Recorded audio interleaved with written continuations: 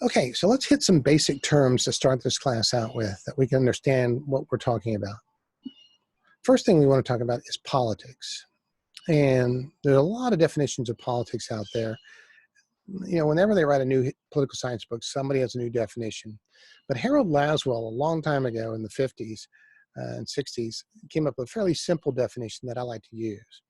And he said that politics is who gets what, when, and how. And I think that's a simple definition, right?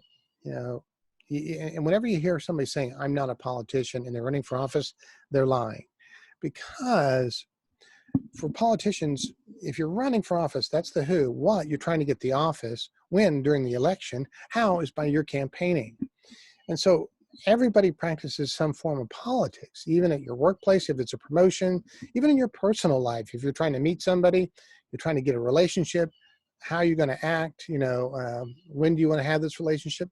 So we're all politicians in a sense. In fact, Aristotle said that politics was the master science and was good to know. Next up is government. Now, this one's a little bit more difficult, but I'll say it nice and slow. Government is the process in which public policy is determined, and it's the machinery for carrying out that policy. So it's a two-step process. It's two-step parts of this definition.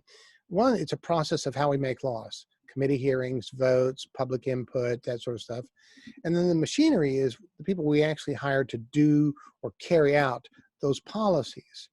And so when you talk about having good government, what you're saying is you want a government that's transparent, the process is fair, it's open to input. And then when you also say good government, you want people who are running the system that are honest and efficient. So those are those two terms. Next up, democracy. Now, democracy, if you break it down into its root components, its basic components, simply means rule by the people. Demos means people. Cracy means rule by. It's from its Greek components. That should be pretty easy, but we're going to talk about two types of democracy. There's a direct democracy, which was practiced in ancient Greece, and it's still practiced in some small New England towns, and in a lot of states where you have initiatives and referendums is a form of direct democracy. In a direct democracy, citizens vote on the issues and decide whether or not they're going to pass them. So if you're in a small town in Vermont and they want to build a new school, they call all the voting age citizens to the cafeteria, to the library, and they have a discussion and they debate and they vote on whether or not to build the new school. Well, as you can imagine, you can do that in a small town, but if you're in the United States with 330 million people, impossible to do in terms of every issue. Or if you're in Texas with 28 million people, still can't do it. Or if you're in my town, Canada, with 8,000 people, still can't do it. Too many people on a day-to-day basis. So the other form of government is a representative democracy.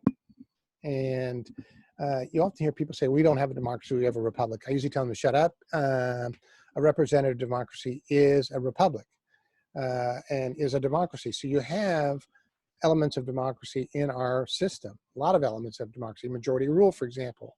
The initiative and referendum where citizens can put things on the ballot in many states and local governments and have them voted on. So a representative democracy is when you elect people to represent you in government. People like me, who's the mayor of Kennedale, the president, the governor, state representatives, state senators, school board members, county commissioners, they are there to represent you. Now, in Unit 2, we'll talk more about what does representation mean. That's important to know. Now, we all like having a democracy. So let's talk about some of the things you need to have a successful democracy to continue. One, you need to have the protection of the freedom of expression. Speech, press, religion, assembly. It would be hard for us to have a democracy if we couldn't talk about the issues that we want to talk about, if we couldn't assemble and meet, or if we couldn't print stuff about what we think the issues are of the day. So you've got to protect the freedom of expression. Two, you have to have free, frequent, and fair elections. If you're having elections once every 60 years, it's not much of a democracy. And free elections means almost anybody can is eligible to vote, right? Anybody can be voting.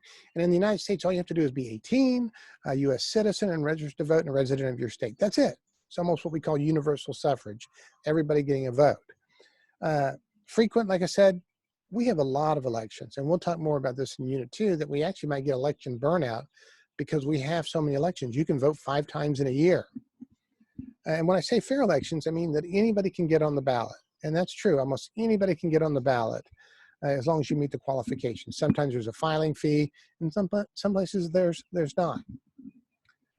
Number 3, you need a governing elite that's committed to the democratic rules of the game, that you expect your leaders to behave in a certain manner, that you don't think that they're going to try to cancel the election, they're not going to put their political opponents in jail, that they're going to respect the process. And that's when you have to have that governing elite. And so far, we've seen that, right? No one expected Barack Obama or George Bush or whatever to say that I like being president, I'm canceling the election, I'm going to stay that way. We've not seen that. I don't think we're going to see that. The other thing you need is majority rule with minority rights protected. So yes, you need majority rule, but you have to protect the rights of the minority. And that could be an ethnic minority, a religious minority, a political minority, anyone you want to think of. Because, as James Madison said, he feared that an all-powerful people could be just as despotic as an all-powerful prince. And it's certainly possible that people, a majority of people would vote to deny certain people rights. You're not allowed to do that in a democracy. Number 5, I think you need a large and stable middle class. The middle class, if you think about it this way, if we had a country where 1% owned most of the wealth and 90% of the people were dirt poor, eventually you're going to have a revolution. But if you have a large middle class where your kids can go to school, you can go on vacation, you have a house, your kids' lives could be better than yours, you're less likely to revolt. In fact, we've seen in this country, you're less likely to vote even. So you need to have that large and stable middle class. But for political scientists, that's become worrisome because we know that the middle class has been shrinking in the United States. And that's a concern to both Republicans and Democrats on how do you stop that slide. It's not good for the country. And number 6, you got to have a fairly literate population. When I say a fairly literate population, I mean that they have to understand the general issues of the day, and they have to have the basic understanding of what makes a good candidate and how the system works. And for the most part, Americans have done pretty well in choosing candidates. And even some of our worst presidents, when we look back, Harding, Grant, were basically honest men. They were just bad presidents. And so for the most part, Americans have done a pretty good job of electing officials. I know it's easy to say, oh, politicians are corrupt, but hey, I'm a politician, quit calling me corrupt. They're not. Most of them are pretty hardworking servants. Now, the opposite of a democracy often is a dictatorship. And then it can be a dictatorship of one person, an autocracy. It can be a dictatorship of a group, an oligarchy, right? Wealthy landowners. But it's still a dictatorship. And some dictatorships are what we call totalitarian dictatorships. They try to control everything, your thought. Everything is focused toward the state. So you would look at Nazi Germany and the Soviet Union. You have a right-wing dictatorship in the Nazis, and you have a left-wing dictatorship in the Soviets, and yet using the same techniques in their societies. Dictatorships are not answerable to the people, and they often suspend any and all of your rights in their minds for the benefit of the state. All right, so we've got 2 lectures under our belt. And so, well, I say that because I actually recorded the other lecture first, and then I did this lecture. But we've got 2 lectures under our belt now. And the next time, we're going to move into how we distribute power between unitary, confederation, and federal systems. So we'll catch up with y'all later.